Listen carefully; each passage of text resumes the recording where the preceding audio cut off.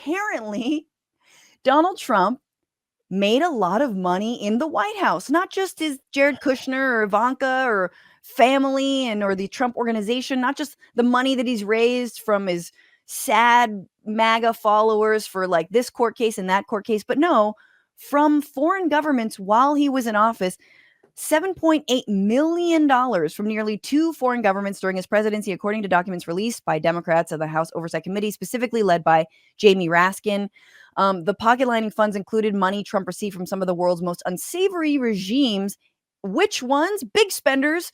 China, actually, the largest sum of all the nations, $5.5 million from entities including China's embassy in the United States, the Industrial and Commercial Bank of China, the Hainan Airlines holding company, as well as, now this is obvious, Saudi Arabia. I guess it wasn't enough to hold the orb and dance with it, which gave Trump $615,000. Other nations, Democratic Republic of Congo, Malaysia, Albania, Kosovo, UAE, Qatar, Kuwait, India, Afghanistan, Philippines, Kazakhstan, Thailand, the self-declared Turkish Republic of Northern Cyprus, which is news to me, Mongolia, Lebanon, Latvia, Turkey, Hungary, and then I guess regular Cyprus. But this is so this report is called "The White House for Sale: How Princes, Prime Ministers, and Premiers Paid Off President Trump." A lot of P's, a lot of solid alliteration there.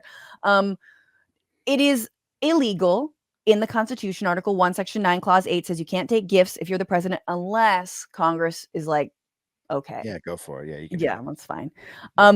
Now, what's interesting is we know this because I guess they finally wrested information from Trump's accountant firm, like about his like any disclosures. Oh. They let him be president without getting full financial disclosure. Right.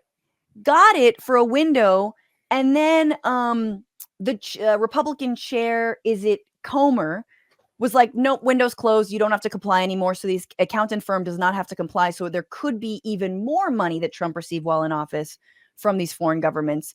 I don't know. Can I just say I don't give a shit? Like, okay.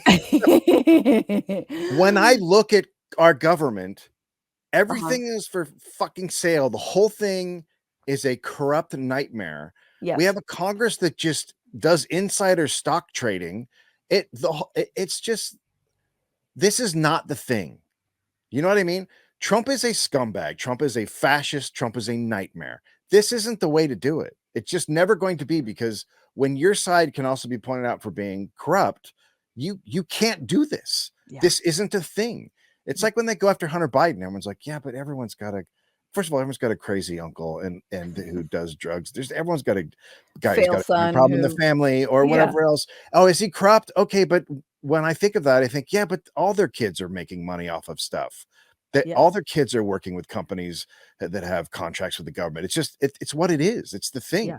So like whenever they go after this, it's like, well, wipe out all the corruption or shut the fuck up and go after him for something else. Exactly. If you're actually going to do this, it has to go hand in hand. However, this report also has legislative reforms. Are those going to get passed? No. There's this idea that we're going to Trump-proof, right? But like, yeah, right. So it's like, this is bad, but also, yeah, why are you telling us unless you're going to do something about it? And all comply by follow the same rules. Yes, it is. It is exactly. So if you want to start this, the first thing you have to do is go, we are going to get rid of that thing where we get to make money off of insider trading. Just like if you want to go after Putin, the first thing you have to do is put Bush on trial. That's the first thing you do when you want to go after bad guys, is go, oh, the thing we did that was kind of similar, we're actually going to take care of our side of the street, and then then it'll look like we can go after the other guy. But when you say like this guy's bad and there's something pretty similar that you've done over here, well, it doesn't work. This was actually Trump's excuse, Trump's lawyer's excuse as to why he has presidential immunity for many of Jack Smith's cases around the documents and taking the documents and then the, inciting the riot, trying to overturn the election, is like, oh, well, look, if we start with Trump, then what are we going to go after W. Bush for, making up WMDs? And it's like, yeah, we will do that next. God damn it. But this is actually, anyway, there's so many other legal updates. And one of the other ones is this civil case. Obviously, if Trump loses this case in New York, He no longer is able to do any kind of real estate business in the state of New York, has Good. to pay something like $370 million. Great. And the judge Engeron, who's like, by the way, that was a closing statements. He had a bomb threat called into his home. He's faced a lot of violence. So that was what clouded that. Engeron's top staffer faced threats after Trump criticized her as politically biased, prompting the judge to issue a gag order barring him from disparaging the court. The judges fined Trump $15,000 for twice violating that order. The dude just racks up this his tab is so long here. And he was going to give, Trump was going to give his closing speech in this civil trial. He was going to sort of defend himself. And the judge was like, okay, you can do that, but you can't make this a stump speech. And he did not. He did not listen. Trump proceeded to ignore the judge's conditions, even after Engeron asked him to promise to just comment on the facts of the law. Trump followed his courtroom outburst with another at a press conference. So anyway, how it went down was Trump says, "This is a fraud on me." Trump said of the case brought by New York Attorney General Letitia James. "You have your own agenda," Trump proceeded to tell Judge Arthur Engeron. "You can't listen for more than 1 minute." Oh, really, buddy? "Mr. Kais, please control your client," Engeron urged Trump's lawyer, Chris Kais, according to Politico. So it got spicy.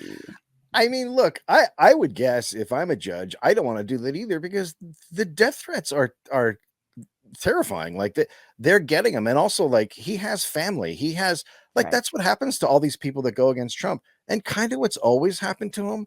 Like, Trump used to be associated with the Filipino mob. Like, he's got all these weird connections. Jesus Christ. He's Yeah. a bad dude. He's been doing this for years. This is his game. Yeah, absolutely. And of course he's going to take money from random people. I mean, he would take money if you were like, "I am an heiress of Northern Yeah. Cyprus. Can I come to Mar-a-Lago and look at your documents?" Well, of course. Whatever. I have a fantasy. Do you know what my fantasy is? Is that he Yes. goes into exile before he gets put into jail, and he builds his own Oval Office, and he films from it every day. Oh, I love that. Like if he loses, I Not was if he just thinking loses. if he wins.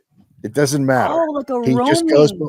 when the court trial, when it looks like he's going to get convicted, he takes off.